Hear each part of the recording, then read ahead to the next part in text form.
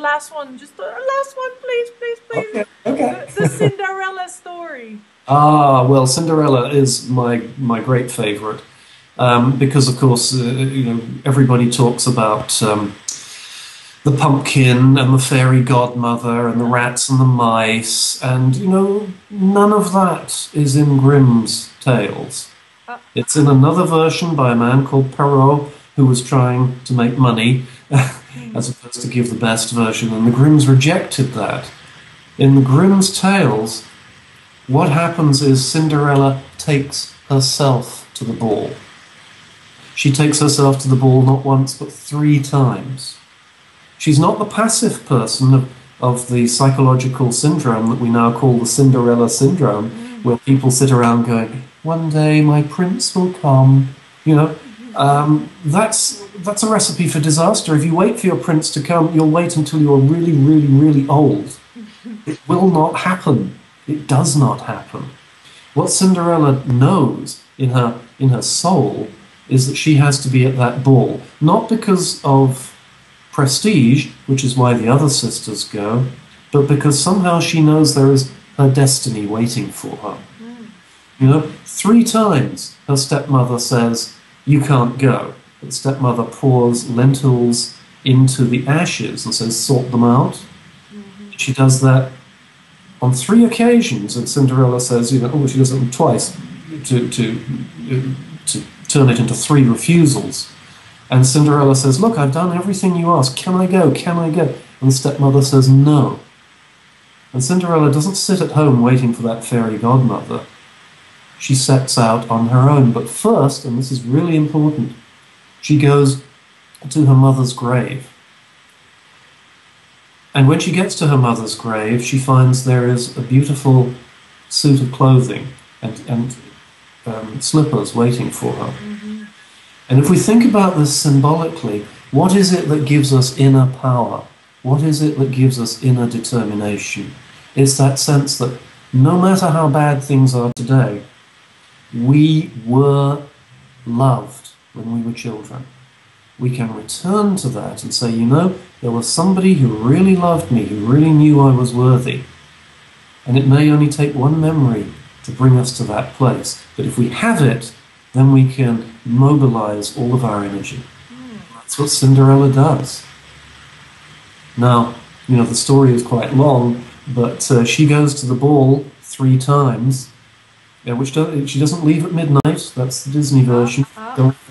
She leaves at dusk. She wants to be seen. She wants to be seen for who she is, as well as seen physically. And she leaves 3 times, and that is balanced by the prince coming to find her 3 times. She shows her courage, loud and clear, 3 times. First time she runs away, she hides up a tree, and the prince has it cut down, but she's escaped by then. Second time, she runs into a dovecot, and the prince orders the door knocked down, but she's escaped through the back door by then. The third time is when he puts pitch on the stairs and gets her slipper. And he says, aha, now I'll know how to go and find her. This is not a passive man. He's determined to find her.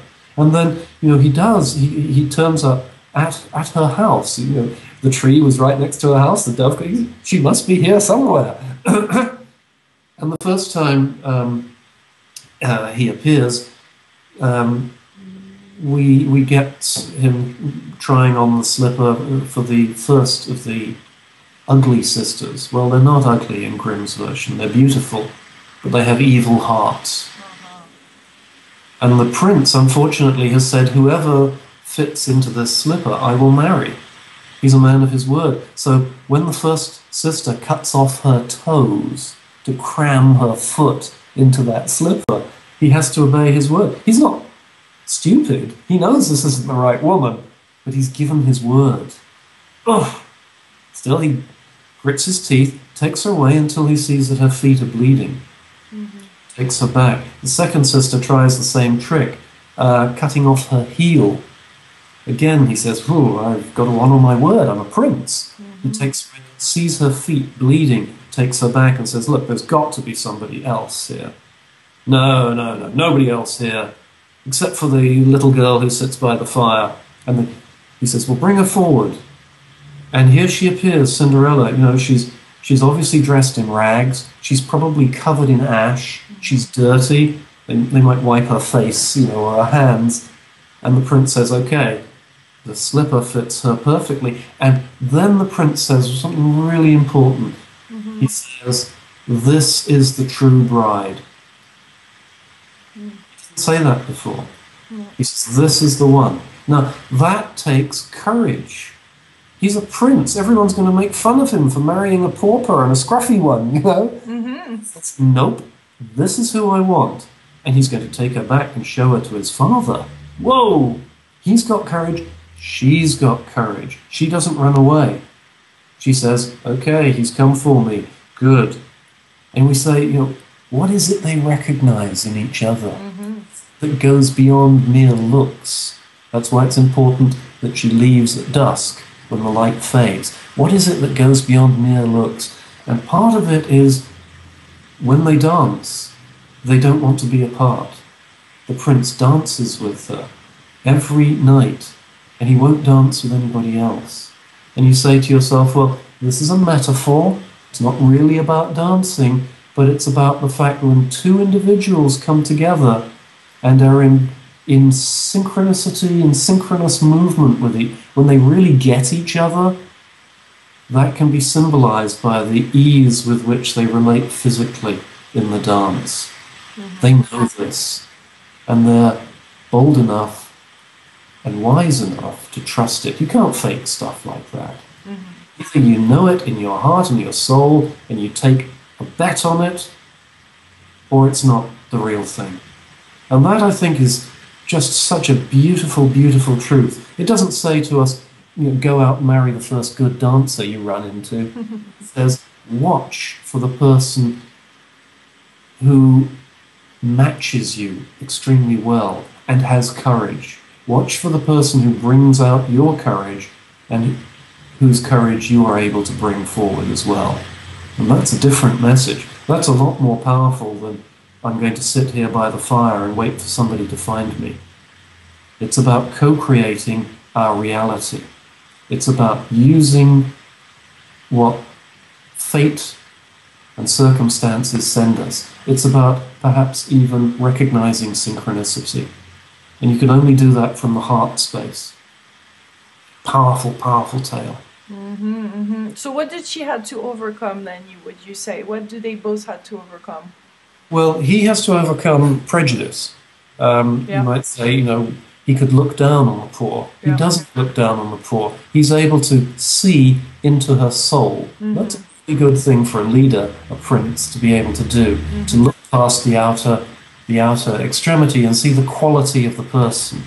He can see that.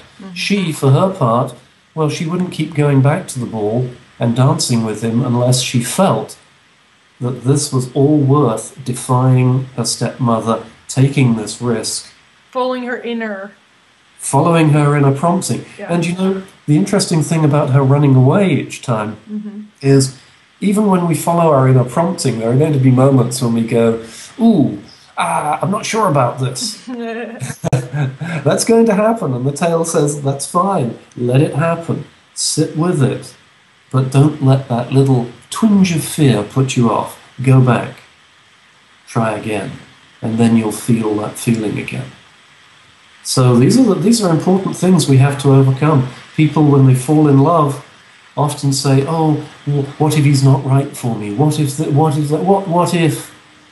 And they can talk themselves out of the most marvelous relationship because in some ways it doesn't fit their life, their career, what they have mapped out for them. But the big difference, as you said, is that there was this connection, there was this synchronicity, there was this inner knowing. And I think a lot of people, though, might get into some relationships that might not be the best fit, but they're trying. And therefore, then you find all kind of, you know, things that go wrong because there's not this enough attraction or this magnetic thing that just is unexplainable. Right. I mean, the sisters, the ugly sisters in Disney, the beautiful sisters who have wicked hearts, they're trying too hard. You know, they're cutting their feet in some version of cosmetic surgery. You know, They really want this prince. They want him for the wrong reasons. They want him because he's about prestige, not about anything else. They are the hollow people. They don't know who they are. They haven't spent the time, as Cinderella has, literally sitting in the ashes, thinking about who she is, and then discovering, yes, she is lovable because she was loved by her mother. She is lovable. I know lots of people in my counseling practice who don't believe they're lovable. Mm-hmm. It's really hard to find a relationship if you don't believe that you can be loved. It's almost impossible. Mm-hmm. That's, again, another powerful message. Wow, wow, wow. This is exciting. This is really, really great. Thank you so much for sharing all that. Do you have something else to add to this conversation? Or, but I mean, a last thought or the power that the Grimms, represents for you, or Yes. a call to action that you're sending to anybody, or I don't know, something that speaks. Absolutely. Yeah, thank you. Because the Grimms, again and again in these tales, ask that the person who is at the center of the tale takes charge of his or her life and has the courage, the wisdom to look deeply inward at what it is that he or she has as an inner resource and an inner rich. Trust is what the Grimm brothers urge us to consider, and that is to trust the innermost promptings to do our best, even to look inside ourselves and not know what is there, but to trust it anyway. And this is something that gets more apparent as one goes through the stories, tale after tale. There is what I call in the book, I call it the descent into the self. And the descent into the self is literally a meeting of yourself in order to overcome the fears that society has bred in you. It's a case of, are you going to be who you are, or are you going to be what everyone thinks you ought to be? And that's what is in the